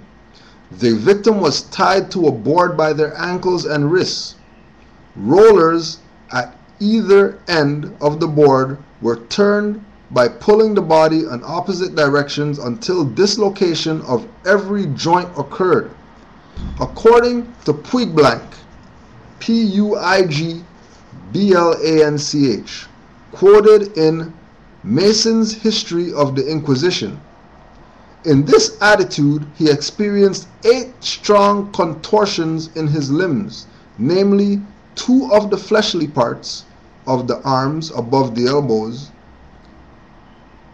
and 2 below, on each thigh and also on the legs. Bound, the heretic could then be subjected to other forms of torture for exaltation of their faith. Alright, and here we go again. Right? The slave doing it to his own brother, to have you fear your brother, at the same time have everybody else fear each other. And then over here is the Spanish Inquisition, the rack. Right? That they just tie your ass on and dislocate you into confessions. Right? The rack. The stocks. With their feet in stocks, 2 pieces of timber clamped together over and under, both across each leg above the ankles. The soles of their feet then having been greased with lard, a blazing brazier was applied to them, and they were first blistered and then fried. At intervals, a board was interposed between the fire and their feet, and removed once they disobeyed the command to confess themselves of guilt for which they had been charged. Right? And so there they did it to you in slavery. Right? They used logs for the stock in slavery, so you know you're not getting out of that. And you know that, you know, they would break your ankles to get your ankles into that hole, into this log right here. Right? There's not no clamps to get your foot through that hole in that log. They're breaking your ankles and pulling your foot through that hole in the log. And they break your wrists and pull your hands through the holes in that log. Why are they doing that for? Just because they're mean people? No, because they're practicing Spanish Inquisition torture techniques in order to get you to denationalize yourself. Today, what they did to our ancestors was for us today. It wasn't for our ancestors. Right? And then there's the Spanish Inquisition using the stocks. Right? Okay. And just to show you how real it is, so you know it's not no bullshit that we're talking about. Here's your brothers in the stocks, the same stocks that they were using during the Spanish Inquisition with the wood. So you can see that it's real. Right?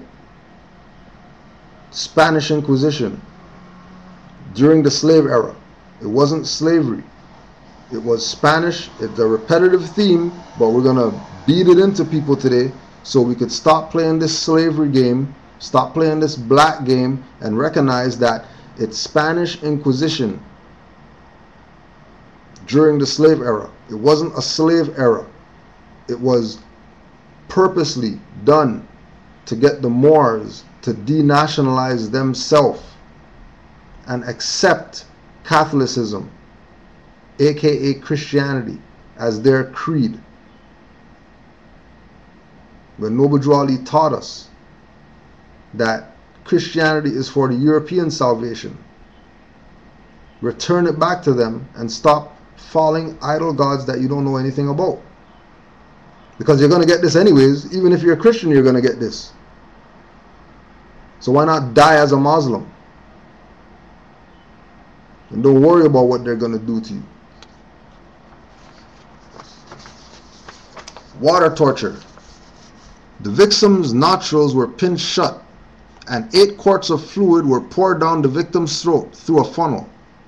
Other techniques included forcing a cloth down the throat while pouring water, which made a swallowing reflex, pushing it further down into the stomach, producing all the agonies of suffocation by drowning until the victim lost consciousness. Instead of water, the torture was sometimes conducted with boiling water or vinegar. This is what they did to you in order for you to not be Moors. Death occurs from distension or rupturing of the stomach. One of the many cases recorded by the Inquisition was in 1598 concerning a captured man who was accused of being a werewolf and possessed by a demon while in prison. The official report states only that he had such a thirst that he drank a large tub full of water so that his belly was distended and hard, and then later died.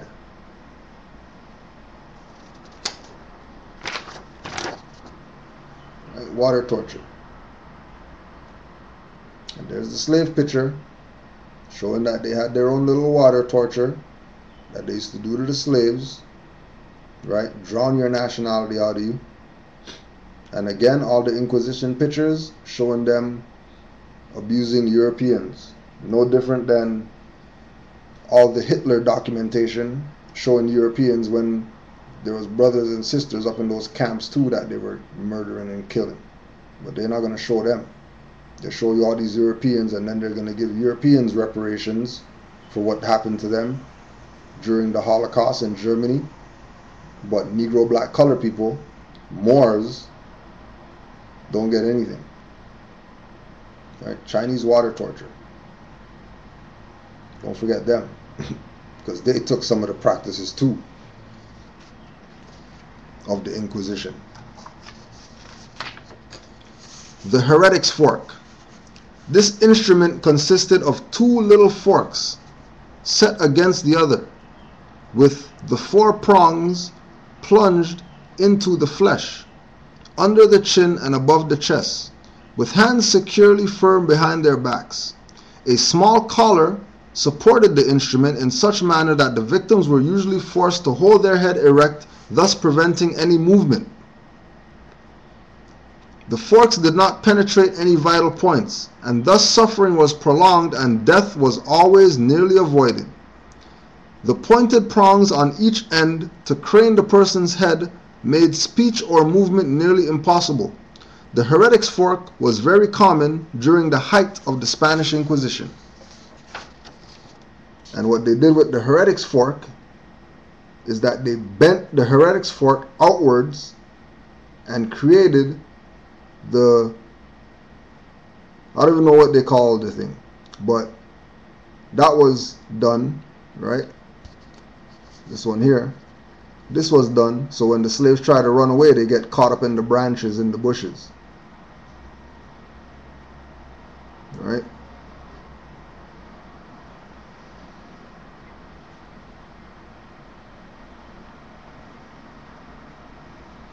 All of this, going through all this trouble. Why? Just to continue the Inquisition practices against the Moors. to get you to denationalize yourself and say that you don't want anything to do with this because that's what they're going to do to me if I get down with this, right? The pear, the vagina pear, was a torture device used on females. This device was inserted into the vagina or mouth of the victim and then expanded by force of the screw to the maximum aperture setting of the victim's cavity. The antrum would then irremediably become lacerated, nearly always fatally ripping the tissue and flesh membranes. This item became extensively applied throughout the Spanish Inquisition to force confessions from those accused of witchcraft. The pointed prongs at the end of the segments serve better to rip into the throat and intestines or the cervix. Many paid dearly when the pear was their fate. There's the vagina pear, and excuse the language, but you know, the vagina pear is the original dildo for all the dykes out there.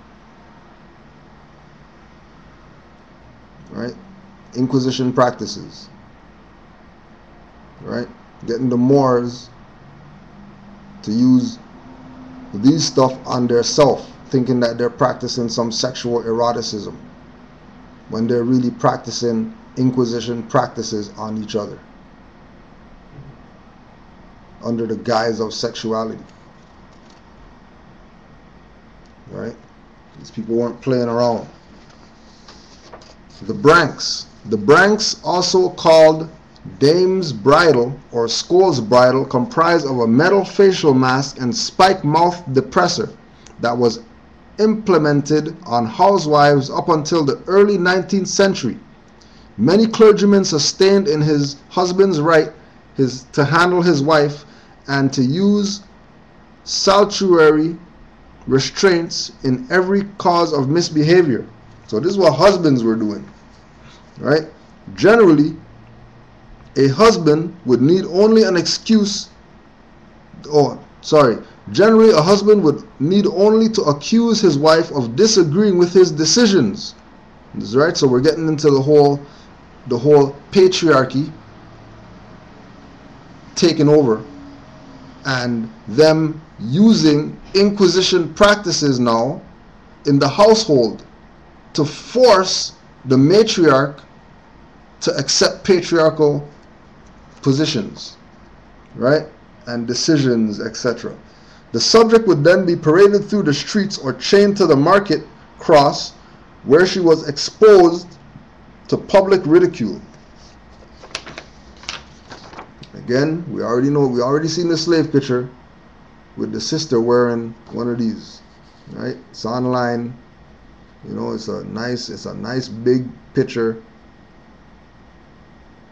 Obvious that these were the, you know, during the slavery era or the Inquisition practices on the Moors in America. This was used for the big mouth Moors, the Moors who like to talk a lot, the slave master, the Sankofa, Mutabaruka Moors, right? You know what I mean? Who were gonna talk about their birthright regardless of what, and we don't care. We'll wear this thing and we'll still talk, right? Inquisition practices. The wheel. The wheel was one of the most popular and insidious methods of torture and execution practice. The giant spiked wheel was able to break bodies as it rolled forward, causing the most agonizing and drawn-out death. Other forms include the braided wheel, where the victim would be tied to the execution dock or platform. Their limbs were spread and tied to stakes or iron rings on the ground. Slices of wood were placed under their main joints, wrists, ankles, knees, hips, and elbows. The executioner would then smash every joint with the iron tired edge of the wheel. However, the executioner would avoid fatal blows to give the victim a painful death. According to German chronicler, the victim was transformed into a huge screaming puppet, writhing in their own blood. It looked like a sea monster with 4 tentacles and raw, slimy, shapeless flesh mixed with splinters of bone. After the smashing had taken place, the victim would literally be braided to the wheel and hung horizontally atop of a pole. Right? Showing you that they did it during the Inquisition or the terrorist acts against the Moors in America, and they did it during the Spanish Inquisition, to show you that it is the same.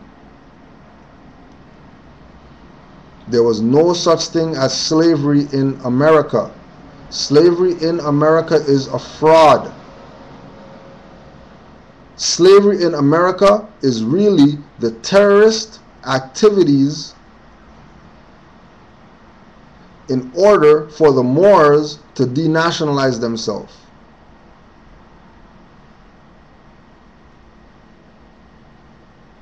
And all these people in America were indigenous Aboriginal Moors that got scooped up into slavery, and they didn't come here on a slave ship. The Inquisitors came here on slave ships.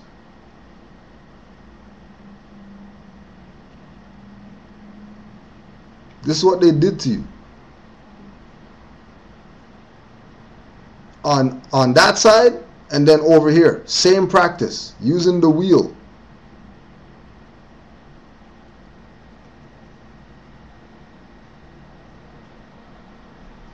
Right? And then you can see the clanmen back there, right, wearing the Moorish garb, while they terrorize you on the wheel, just like during this time, wearing your own garments that they said you can't wear anymore, and using your own garments to terrorize you in your own garments to get you to abandon your own birthright and your own culture. When you think about it, it's actually very brilliant. They knew what the hell they were doing. The breast ripper. The name of this device speaks for itself. Women condemned to heresy, blasphemy, adultery, and witchcraft often felt the wrath of this device as it violently tore a breast from their torso. This device was highly put into service during the massacre of the Danes. And remember, the Danes are the Moors. The breast ripper. Sisters. So they did to you to get you to abandon your birthright. They used the breast ripper on you.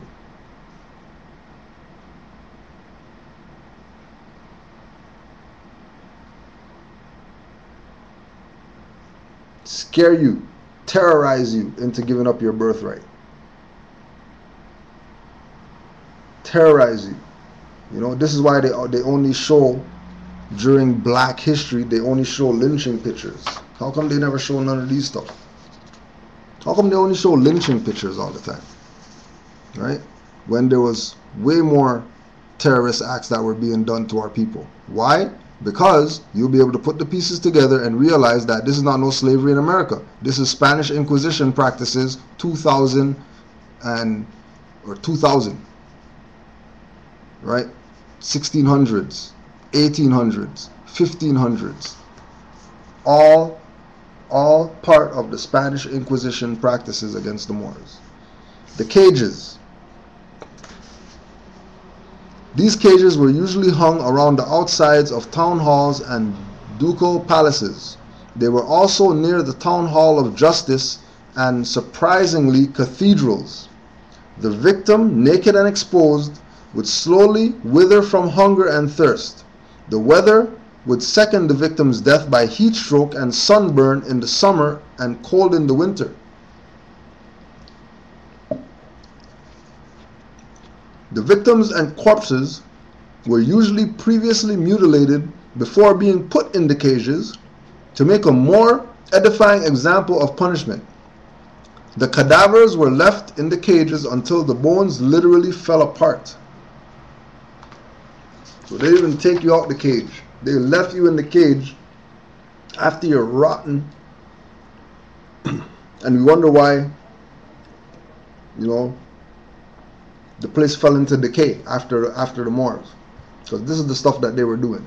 Imagine there's a cage sitting there for 3 years with a body in there just sitting there, decaying. Bones falling off the body in the town square.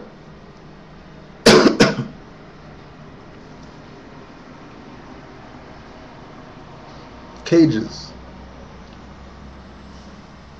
Right? And again, Spanish Inquisition practices cages where they come with the jail. So the jail are cages that are on the ground. Spanish Inquisition. And what do they do with the cages? What do they do with the jails? They send you there to rot and die. Exact same thing. Different time frame. Right? The garrote. Originally, the garrote was simply hanging by another name. However, during medieval times and the Spanish Inquisition, executioners began to refine the use of rope until it became as feared and as vile as any serious punishments. Executioners first used the garrote to end the suffering of heretics broken on the wheel. But by the turn of the 18th century, the seed of an idea involving slow strangulation was planted in the minds of lawmakers. At first, garrotes were nothing more than an upright post with a hole bored through. The victim would stand or sit on a seat in front of the post, and a chanting crowd and a rope was looped around his or her neck.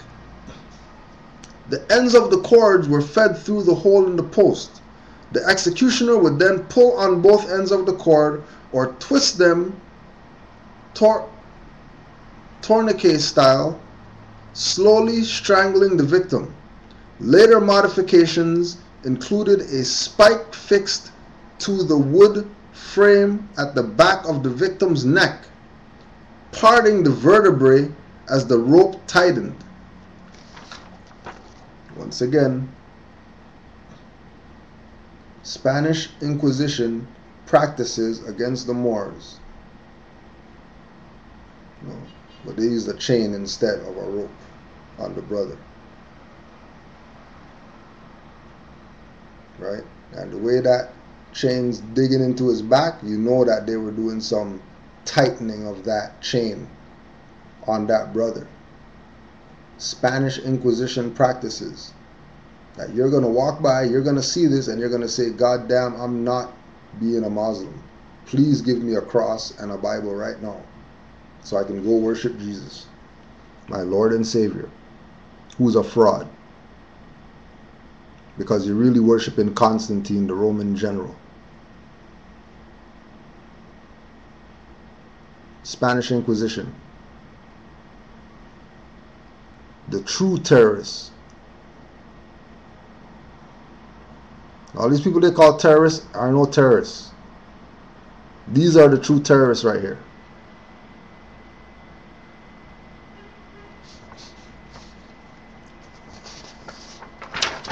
The head crusher.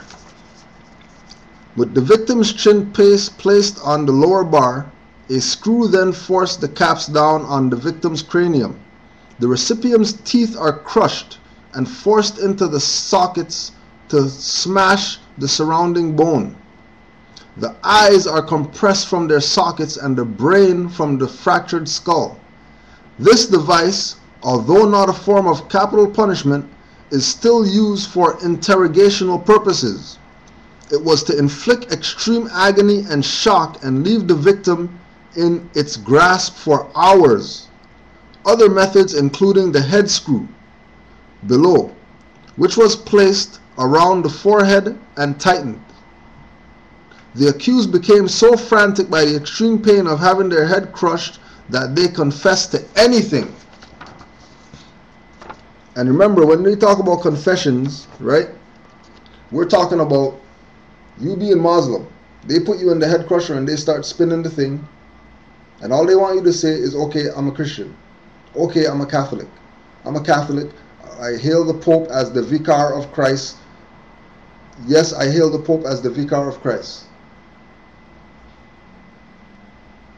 That's all they want. Right? Head crusher. It's what they did to you. It's what they did to us. So we would not be who our ancient foremothers and forefathers were. And all this is in our DNA right now, which is why it's so hard for us to wake up some of our people. On top of the fact of the psychic attacks and everything else that they're doing, HARP, chemtrails, genetically modified foods and all that. On top of all that, we have this to deal with in our DNA. Everything else is external, but this is internal, what they're doing. Right? Iron Maiden. Right? Iron Maiden, or Virgin of Nuremberg, was a tomb-sized container with folding doors. The object was to inflict punishment, then death. Upon the inside of the door were vicious spikes. As the prisoner was shut inside, he or she would be pierced along the length of their body. The talons were not designed to kill outright. The pinioning prisoner was left to slowly perish in the utmost pain. Some models included 2 spikes that were driven into the eyes, causing blindness. One of these diabolical machines was exhibited in 1892. Iron Maiden. And then we talked about this before. You could just go look up. Yeah, it does look like a sarcophagus, doesn't it? Yeah, that's what I thought too when I saw it. Right? Scaring you with your own stuff. Right? Using our own stuff for their terrorist activity to denationalize us. And like I was saying, go look up Iron Maiden, the heavy metal group, and go find out where they got their name from. Right?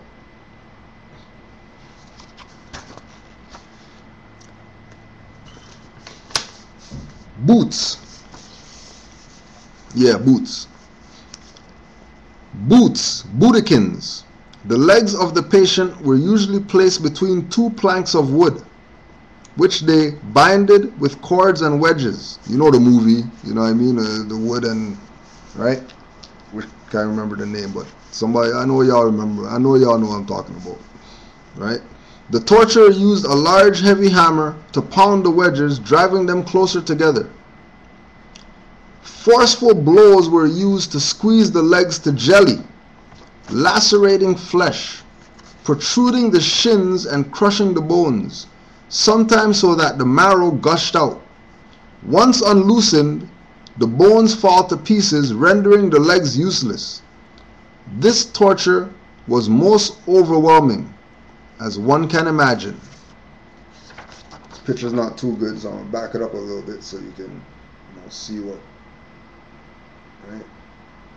So, and they got these boots going up to this brother's knees, almost up to his thighs. They got the boots on him, right? And again, portraying it as Europeans, when they clearly said in the books that the Spanish Inquisition was against the Muslims. And European Muslims in Spain, that civilized Spain, right? So all these renderings are also part of the kill the paper trail and the disassociation, that you see this and you automatically think it's European, so you don't pay no attention to it, when really it's you that they got up in the boots, right? Got a couple more. Judas cradle. The victim was stripped, hoisted, and hung over this pointed pyramid with iron belts, using your stuff against you again. Their legs were stretched out frontwards, or their ankles pulled down by weights. The tormentor would then drop the accused onto the pyramid, penetrating both orifices. With their muscles contracted, they were usually unable to relax and fall asleep. As mentioned by Anne Barstow, B-A-R-S-T-O-W-E-A-N-N-E, Anne Barstow, the torturers took advantage of positions of authority to indulge in the most pornographic sessions of sexual control over heretics. Right? It goes back to the vagina pair and all that. You know what I mean? Right? So they put that, right? Put that around your waist or whatever. They hang you up and then they drop you on this. And then they'll just make you just sit on that for the night and just chill. We'll come back and see you in the morning when you're ready to confess that you don't want to be a Moor anymore, that you're going to be Catholic.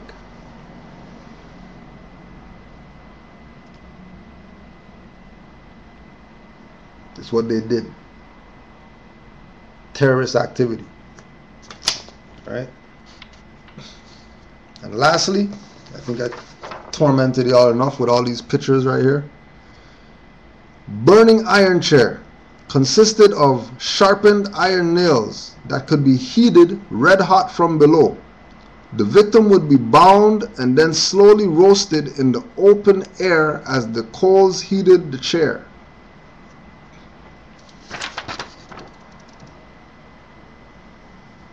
Right? So they put you on this chair, have the spikes drive into your skin. Then they strap you in the chair to have the spikes drive a little bit more into your skin. And then they put a flame on the chair and have these hot spikes now that you're strapped down on drive into your skin. And again, just like we were saying, all this was done to get us to not claim to be Moors.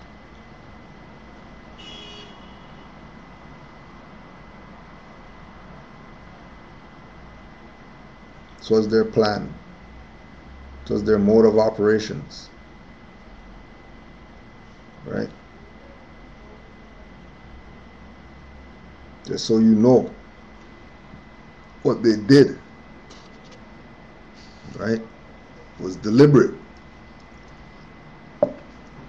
They did it in order to get the Moors to denationalize themselves. I use the term so much today, so let's just get that on there.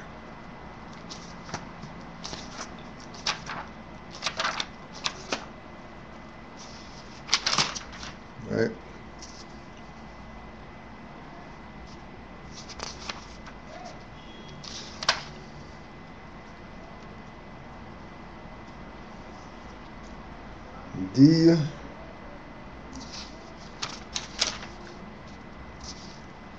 That might not even be in it.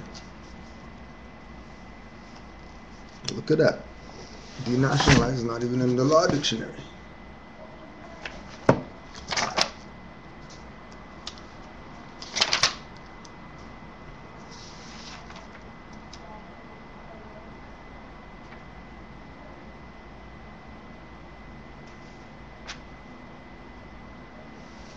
Right? So once they get us to denationalize, which is to divest of national character or rights, to remove from ownership or control by the national government.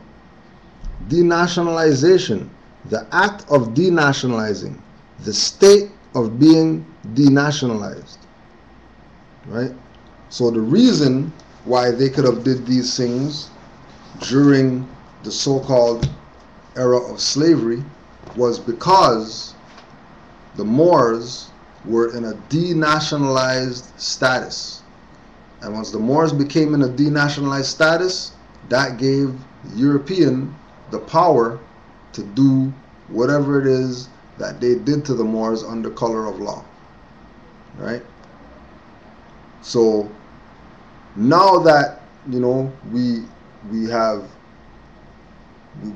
bear witness to the fact that the practices during slavery, right, so-called slavery in America, the practices during the so-called slavery in America were in actuality and factually Inquisition practices against the Moors, who were labeled or branded Negro, black, colored people because they lost their birthright, right? And if we verify that in Act 6 of the Divine Constitution and Bylaws, with us all members must proclaim their nationality. And we are teaching our people their nationality and their divine creed, that they may know that they are part and parcel of this said government, and know that they are not Negroes, colored folks, black people, or Ethiopians, because these names were given to slaves by slaveholders in 1779 and lasted until 1865 during the time of slavery. But this is a new era of time now, and all men now must proclaim their free national name to be recognized by the government in which they live and the nations of the earth. This is the reason why Allah, the great God of the universe, ordained Noble Jew Ali the Prophet to redeem his people from their sinful ways. The Moorish Americans are descendants of the ancient Moabites who inhabited the northwestern and southwestern shores of Africa. So once again, today's books was Spanish Prisons by Major Arthur Griffiths, right? The Spanish Inquisition by Henry Kamen, right? And like I said, $5 book and $2 book in a little bookstore, right? Webster's 7th New Collegiate Dictionary,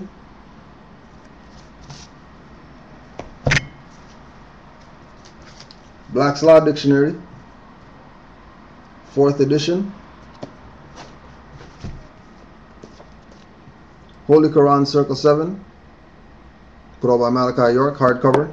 I don't think any other book that he put out was hardcover, you know, just to put it on the record, other than the Holy Tablets, which has the Circle 7 in it. And in the beginning, we read from Journal of the Moorish Paradigm,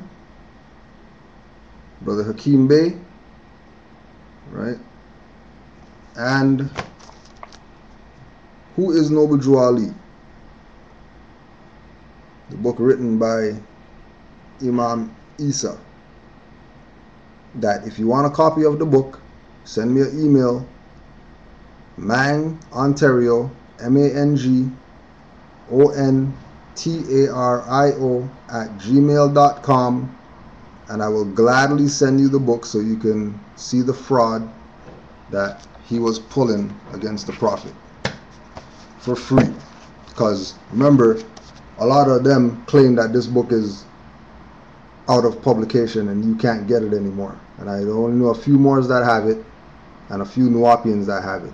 Now when I ask around for it, maybe 2 out of maybe 15 people had the book. 2 out of 15 people had this book available. And a brother who got on the information, Brother Coop, is the one that sent me this book in a PDF form. So the book is available, and it's a very interesting read. And if you're Moorish American, I suggest you get this so you can have some ammo for when you go dealing with those Nuwapians, because there's lots of fraud and lies in here about Noble Drew Ali. Alright? So I want to say honors to the Moors. See, some people jumped off. I guess they're probably Nuwapian, they're getting personal and all that. They probably like Dr. Malachi York, but we're not here to beg friends or nothing. We're here to put the truth out there, because truth needs no apology. Islam, we close out with the prayer, and get, I think, civil alert tonight, so get ourselves ready for that. It's 9:24. So Allah, the Father of the universe, Father of love, truth, peace, freedom, and justice. Allah is my protector, my guide, and my salvation by night and by day, through His holy prophet, Noble Drew Ali. Islam, Islam, Islam. Peace and Hotep, Moors. Give thanks for being online, and we'll build again soon. Peace.